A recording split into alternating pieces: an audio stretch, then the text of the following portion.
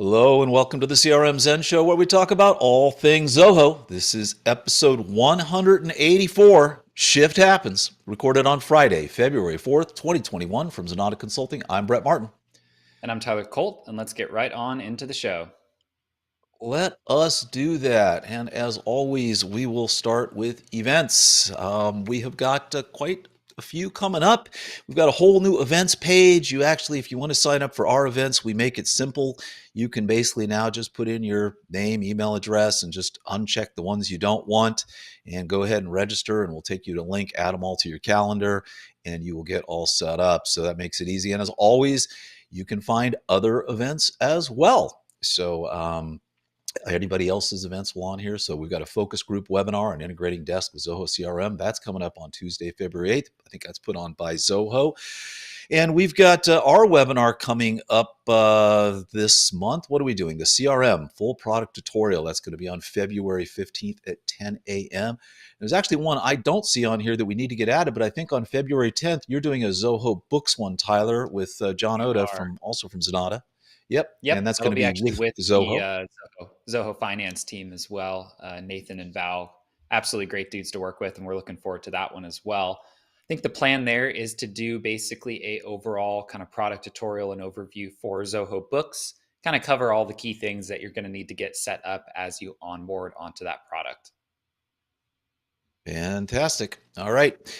And then moving right along, then we'll get right into this week's news, and we're going to start out with Pinterest is now on Zoho Social. Cool. I've never used Pinterest before. Why not? Yeah, that's pretty. In the age of content marketing, it's a pretty good place to be putting up content depending on the types of products or services that you're working with. So, if you are already producing a lot of high quality content that would be going to Instagram, Facebook, other social feeds, you might want to dabble with Pinterest and see if you can get any traction there. There it is. Go ahead and get your pins on, baby. All right. And then moving along with the news here, Zoho Bookings has a new feature called one-on-one services. So they had one-on-one services, but now one-on-one services are getting their own preferences panel. Basically, before you kind of had one set of preferences across everything in Zoho Bookings. Now, when you've got your own separate one-on-ones, you can have a separate set of preferences for them. Tyler, I kind of went through, and this is a rather long kind of read through on this, and it takes a long time to get to what actually did change in all this, but it seems like they had kind of a global setting that applied to everything, and now you can make the settings a little more individual. I mean, at least that's the way. Yeah, and so the things realistically that you'd have different here is you might want one-on-one bookings to have a longer scheduling interval, whereas if it was round robining, you don't really care if meetings are back to back, but if all of them are going to get booked with the same person, you might want to put in a 5-minute interval there. So like little things I think that you might want to be different in a one-on-one if you know that all of those are going to get booked on the same person's calendar. Yeah.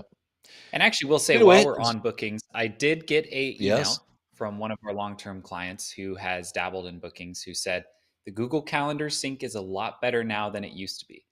So they are working on it, it would seem, because he was always letting me know that it had problems. He was we're always in the loop trying to get that stuff fixed. And he has said that for the last about month or so, they've had very minimal syncing issues. So looks like the bookings team might be doing some work on the backside there to try to improve that. So if you're listening, booking team, good work. Yeah, fantastic. Have we checked, is there native Zoom integration or native third-party, I think they may have added the Zoom integration. Yeah. Wow. So getting closer, ever closer. Hopefully by mid to next year, we'll be ready to make the switch ourselves. I think we were talking, I don't know if it was the last show or somewhere else, but I think I was talking about with a client. I think our, between Calendly and Zoom, we're about like $5,000 a year, right? So I would. Oh yeah, it's real money. It adds up, right? I would love it if that's the case. That'd be great. Alrighty, moving right along then with the news. In Workdrive, you've got preview support for raw image files. So those of you who don't know, RAW is actually a format. It's basically when you're taking a photograph, you can take it in that file format rather than doing it as a PNG or a JPEG or any of that. You can do it in RAW format. Prior to this, you would actually have to download the file and view it in a RAW viewer. Now you actually can go ahead and view it directly inside of Workdrive, which is a extremely Very nice. Cool. Yeah. And the limitations 250 megabytes for the and 50 megapixel resolution. That's gonna get most of them, I think. I would think so. Yeah, unless you've got some massive images going. Yeah, I think you're in good shape there. So good on the Workdrive team, and then Zoho Workerly has billings for a particular shift. Shift happens, so you can now set up different rate tables based upon a shift. So the example they're giving here is morning shift and night shift, different work tables. For those of you that aren't familiar, Zoho Workerly is basically Zoho's kind of 1099 job assignments, hourly pay application. And it actually has shift management in it as well, very similar to Zoho Shifts, if you've ever looked at that. And this is just a nice little addition to it. Yeah, I could see maybe if you had like a build out shift and then a cleanup shift, you might be billing your client for the build out, but not for the cleanup, So you've got these little rules that you might want to implement with something like this. Yeah. Is that a pun? Cleanup shift? Is that what's based on our title there? No. Yeah, let's go for it. Right. Unintended, but I'll take it. Cleanup shift. All right, and then under Zoho Desk, the older versions of the ASAP mobile SDK are gone. If you need any more acronyms, come right here. So basically, that's it. Older versions are deprecated, and I don't think these have been out of use for quite a while, right? Yep. So I would imagine most people are probably up to date on this already, but just a quick PSA. Yeah.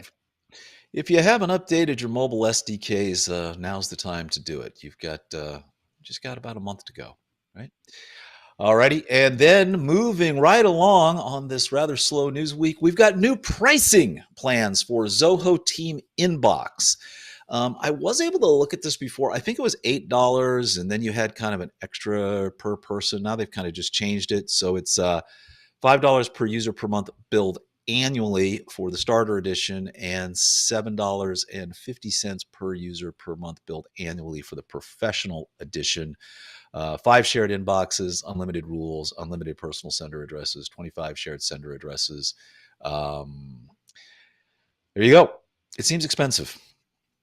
It does. It does seem a little expensive. I honestly, we've not ever implemented TeamInbox for a client. It seems for us, and it's probably a bias that the majority of our clients are on Zoho One, so we kind of have every app to choose from.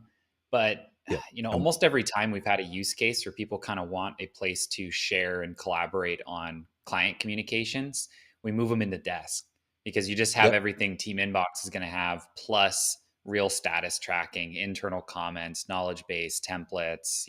So we've not found that killer use case where I would really go this way. But maybe if someone wasn't on Zoho One and didn't really want to pay for Desk itself, you might end up using this.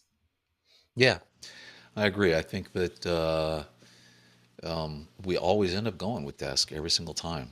I guess this is more of a standalone kind of thing. So, alrighty. Hey, let's move on now to the Community Digest for January 2022. For those of you that don't know, over in the Zoho community, they publish a digest, which basically sums up all the kind of stuff that was happening across all the little various conversations and all kind of the good news. It's kind of like our weekly newsletter, but it's kind of once a month, and they're just kind of cherry picking things that they think are worth taking a look at.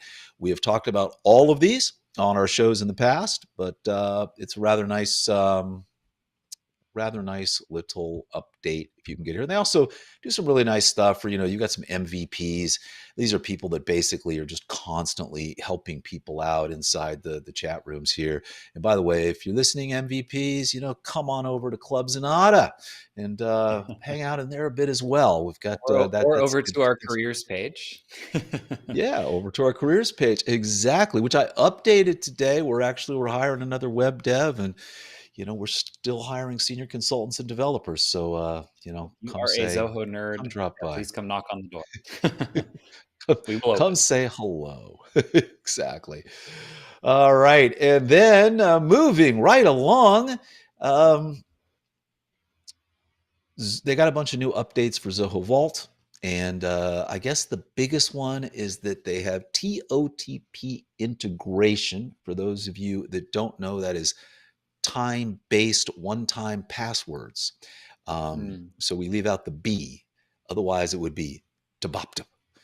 But wouldn't it? I don't know. But this is what? Topped? I don't know. That's what it is. Anyway. Topped. Anyway, there you go. So we've got time-based one-time passwords are now supported inside Zoho Vault. They've got some keyboard shortcuts. Were these not here before, the keyboard shortcuts? No, I don't think so. That's pretty cool. That's a big addition. And then some like that a lot. optimizations for the browser extension. So the extension can now auto-update logos. That's really nice. I love that we use OnePass and it does that. So if it identifies a domain, it'll go and get the logo and bring it in for you.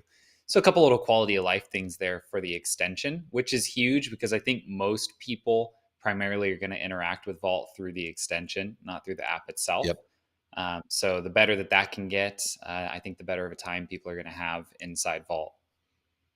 Absolutely. And the team is continually at work at this. So kudos to the Vault team. Great work. And then probably the biggest news of the week was Sridhar got yet another whip, as you kids say.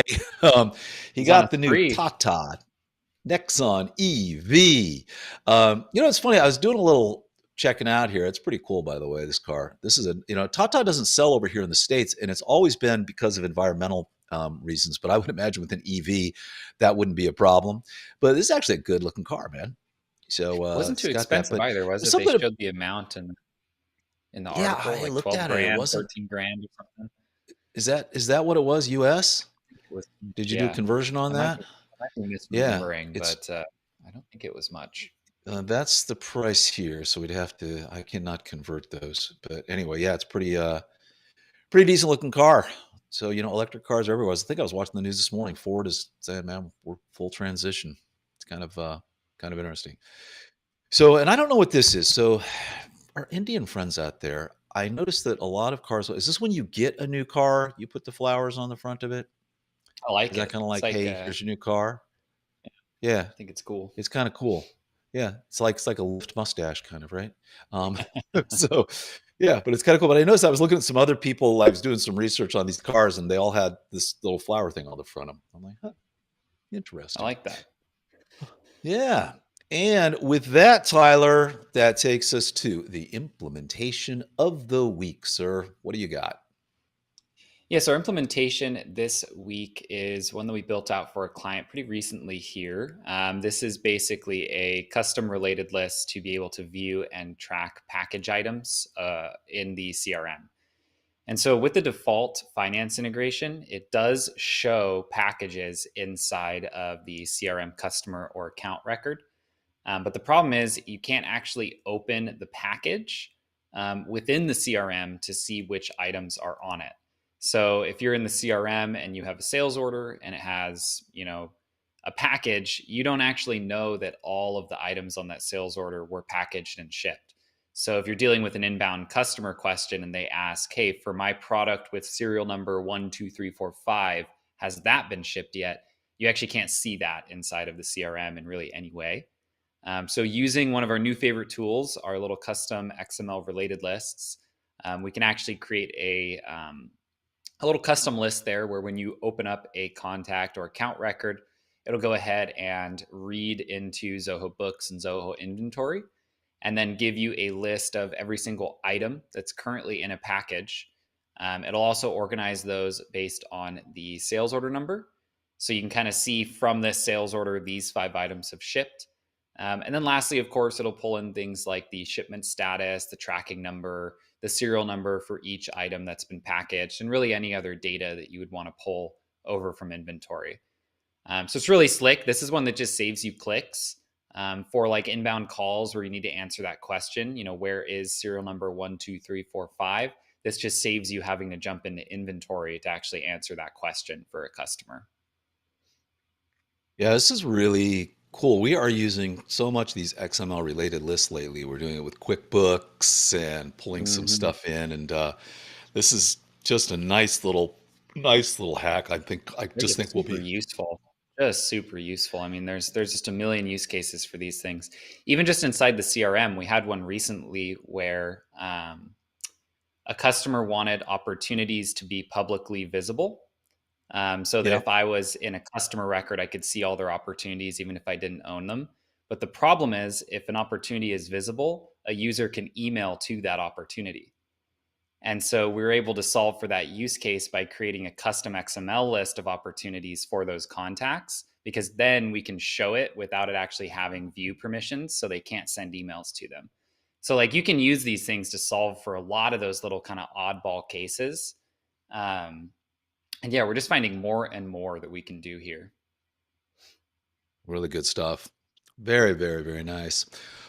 All righty, and with that, let us move on to this week's read. We're over at HubSpot again. They have some of the best writers around when it comes to sales and marketing and advice, and this one by Flory Needle. Basically, he's got a quick little 5-minute read, which gives you a worksheet on how to achieve your goals. So basically, goal planning, and it's you can download the free worksheet from here as well. And it gives you a nice little goal setting template and just step by step identifying the goals, defining SMART goals, which are specific, measurable, attainable, relevant, and time bound. And then, basically just going through all the steps and building out your goals. So this is the time of year, beginning of the year, set your goals. You may have set them earlier and you're not quite there yet. So this is somewhere where take a look at this, get your goals down, live your dreams, Tyler, see your dreams. I'm a veg, Danny. Anyway, that's a little Caddyshack reference for those of you who don't know. Chevy Chase, one of the best lines ever. See your future, Danny. Be your future.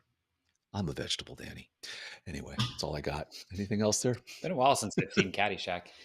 Yeah, I mean this is I think a big thing. It's one thing that I think you and the marketing team have always done well here at Zenatta, is that going into every year we set basically a plan of all the different content that we're going to create and produce.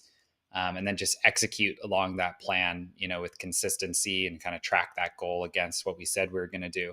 So it definitely makes a big effort kind of knowing where you want to go as you're headed into a new year or a new quarter. Yeah, and it's never too early. I mean, I think as a executive team meets in August, the marketing team starts meeting in September. We kind of hash everything out in October, but we've kind of got where we're going, what we want to do. And then we're finalizing things and building all the plans. But gosh, I mean, we really take about 4 or 5 months, planning out the year, what's going to stay, what's going to go, what's the new direction, all those kind of It's never things. about being rigid too. If you get halfway through a year and you have a cool new idea, you can do it. Yep. But the nice thing about having a plan is that if you don't have any new ideas, you still have your plan that you can execute on and deliver results. All right, moving on. Zenatta.com. This is kind of cool. So you sat to go down with Wayne and went through all 52 implementations of the week that we did last year and pulled out the top 10 favorite ones. That must have taken a little bit of time. So Take a little bit of time, talk but to it me was about. pretty fun to look back at all the different things we did this year. Yeah. So if you ever wondered about, which ones we thought were really cool over all of these that we've done, here they all are, right? Any one of these that you looked at and you said, oh, yeah, I forgot about that. That's really cool.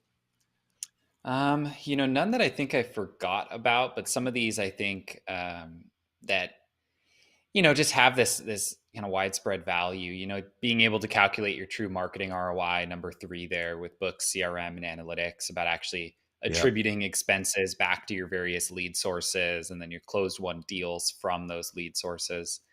Phone number format standardization. That's one that we've danced around for years. Greg finally got fed up and said, I'm going to build the one true solution to solve this problem, and kind of tackled it that way. It was hard to put him in a list. Hang on, did we turn that into we actually made a plugin out of that? Yeah, we're kind of, I think Greg wanted to make it a little more user friendly to decide on the format before we actually push it live, but it's almost ready to be deployed as a plugin. Wow. But yeah, it was hard to pick about this company the order of our top 10, but yeah, the amount of things that, the team comes up with are just crazy, types of problems that they're solving. So kudos to the dev team, because you guys make this list happen. Really, really, really, really cool stuff here. And then there's some honorable mentions down here as well. So go ahead and take a look at these. We had fun. I know the team had fun doing them. We have an entire Click channel where they get posted every week, and developers are fighting for the honor. So good stuff. All right. And then moving right along, this one came up. Our pick of the week is Blisk.io. And it is so I was sitting on the couch this weekend, and I pulled up our website, and we've been making a bunch of changes to it. And I've got an iPhone 12 Pro Max. And I looked at the website, and it was just a mess. It was a mess. And then I said to the team, hey, the site's messed up on mobile. And they're like, nah, it's fine on mobile. And I had an iPhone 10 laying around, and a Google, and I looked everywhere else, and it was perfectly fine. And then Billy went and he found this application, Blisk, that basically can go and look at all of your settings and tell you if you need to make changes. And in fact, we did. Excuse me, because the iPhone 12 Pro Max is just a few pixels bigger. And so it basically pushed it into what it thought was kind of tablet or desktop mode. And we just had to go make these minor changes. Just in a matter of minutes, he was able to pinpoint the error and go ahead and fix it.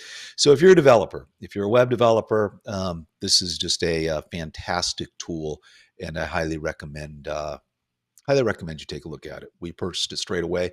Not that expensive at all either. So anyway, there you go. That is Blisk.io. Give it a look. Very nice. All right, Tyler. Yeah. And then takes us to our tip of the week. Man, something in the back of my throat. To our tip of the week. And this was, Drew is at it again. And, CRM, should you be using the leads module? What's that? Said he's going to put you and I out of work with all this content he's making here. I know. So he kind of went through and did full coverage on whether or not we should be using the leads module in Zoho CRM or not, and does a nice little video clocking in here at 6 minutes and 25 seconds, kind of breaking all of this down. But nice job. And that's something we get asked a lot, Tyler. You got companies that don't use leads. They just have contacts. Should you use leads? And there's no real good answer for it. Don't you think it's just kind of a matter of process is? If you're dealing with thousands of inbound form submissions a month, yeah, you got to have leads, right? If everyone that's coming into your system is coming through referrals and existing business, you might not. But it does really just come down to volume, process, where these inbounds are coming from.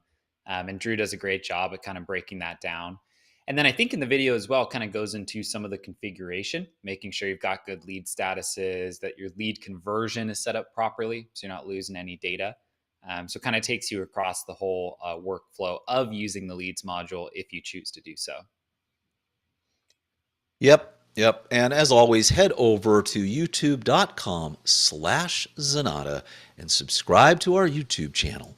There you will find all of these videos. We drop every single week. We're putting out new content.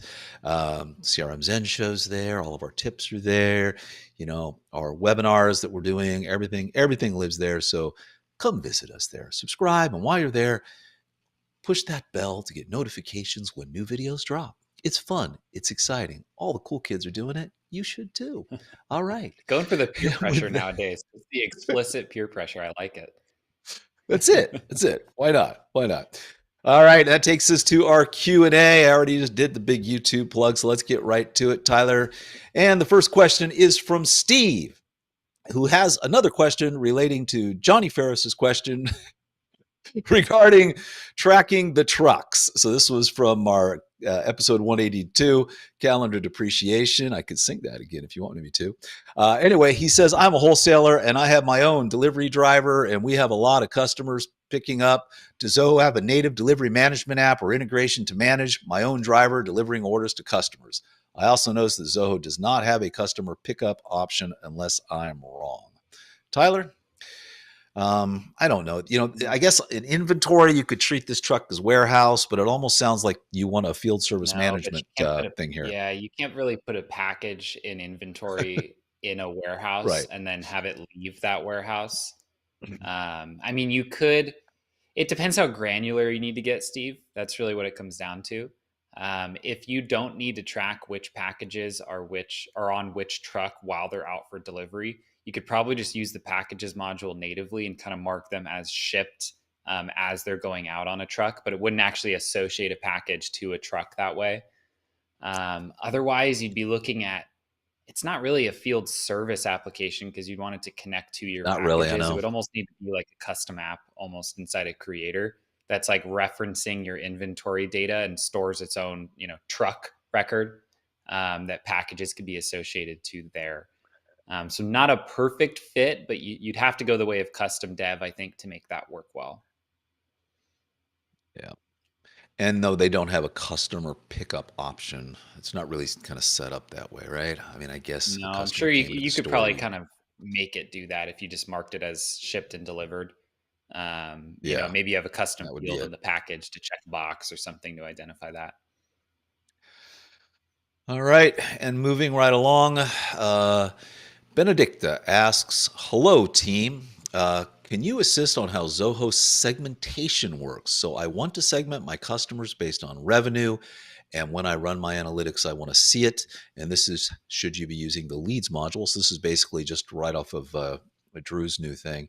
So I think what she's asking here perhaps is, custom views, how you're segmenting people. Do you think that's what this is?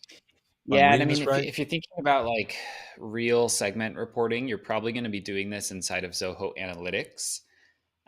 One thing that I do a lot, and maybe this is a pretty good idea for a video, so thanks for sharing this, is I'll pull my data into Zoho Analytics, and then I'll run like a SQL query or a formula column to basically sum revenue against an account and put them into some type of bucket. So like 0 to 10,000, 10,000 to 20, 20 to 30, and so on. And I'll basically end up creating, if you imagine all of your accounts on a spreadsheet in analytics, I'm essentially creating one more column that just says like, revenue segment. So you can kind of use custom logic inside of analytics, either via queries or formulas to do this type of thing. You could brute force it in the CRM. So you could make functions that run anytime that a like transaction record happens. So a deal gets won, invoice gets paid, and you could total up the revenue into like a field inside of the account. But now you're kind of relying on a system of triggers and functions rather than just a calculated value. So I'd recommend booting it over to analytics. And this is a pretty good idea for a video. So don't be surprised if one in this vein pops up within the near future here for a beginner series. Yeah, I was impressed. You and I were on a call with each other the other day, just doing some internal reporting and you pulling up analytics. And man, oh man, I see why you love it so much. The power all of the that data tool, management the ease. You can do is just gorgeous in there. Fantastic. Yep, it really, really is. All right, and now Courtney Antonio asks, after watching our Zoho campaigns synchronized list with CRM, basically how to do that, I'm completely new and have no idea to how to even set any of these things up. We need to set up everything up, do all the things you guys are doing. Do you have any videos on setting up from the beginning? I'm talking about ground zero knowledge here. Well, Courtney, if you go watch our last show, we had a gentleman by the name of Peter Fuller on, and he has the Workflow Academy. And I would just recommend a couple of things here. One, go take some of his courses at the Workflow Academy. We also have very, very detailed step-by-step tutorials that we've done on almost every single product, whether it's CRM or campaigns, taking you, just every step of the way as to what you need to get done. And honestly, I think those are the two best places for you to start. You can search YouTube and find some other videos, but I think we're kind of partial to ours, Tyler. And I think that Peter Fuller over at the Workflow Academy, and that's a free course, by the way. They just made it free last week.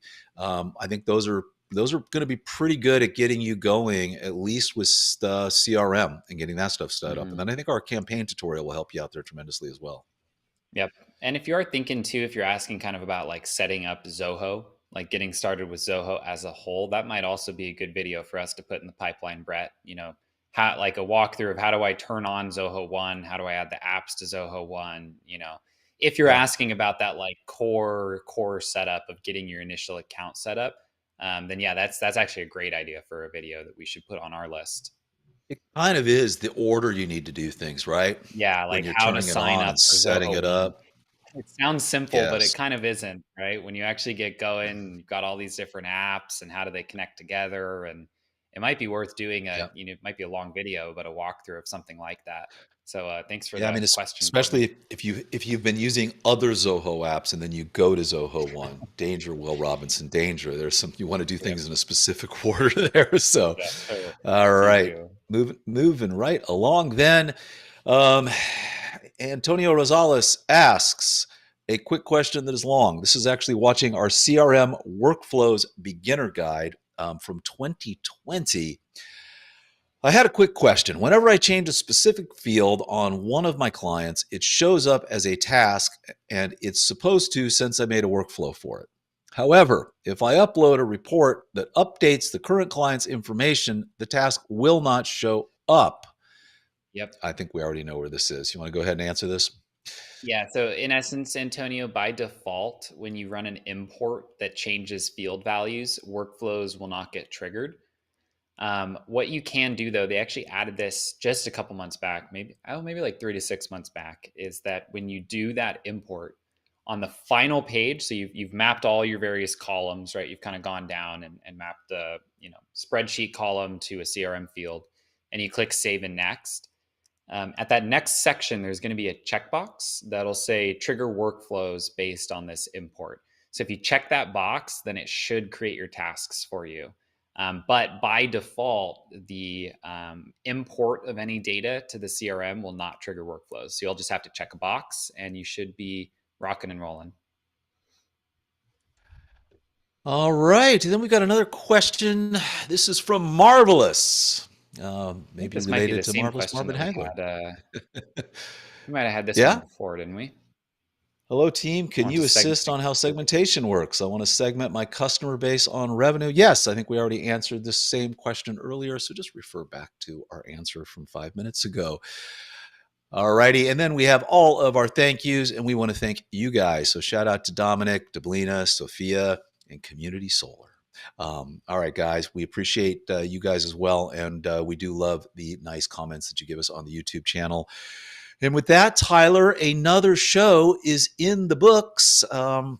As always, if you guys have any questions or comments, please head over to Zenatta.com, or most specifically club.zenatta.com, where you can leave us questions there as well, and we'll answer them on the show next week. Yeah, and on the website is where you'll find complete show notes with all the links to stories we discussed today. As always, we'd love if you would follow us on your favorite social media platform and subscribe to us here on YouTube, as well as your favorite choice of podcast service. We'll see you next Friday. Zenatta, oh CRM Zen. Oh yeah, I told you I wrote lyrics to this. Like Zenatta. The CRM Zen Show is my friend.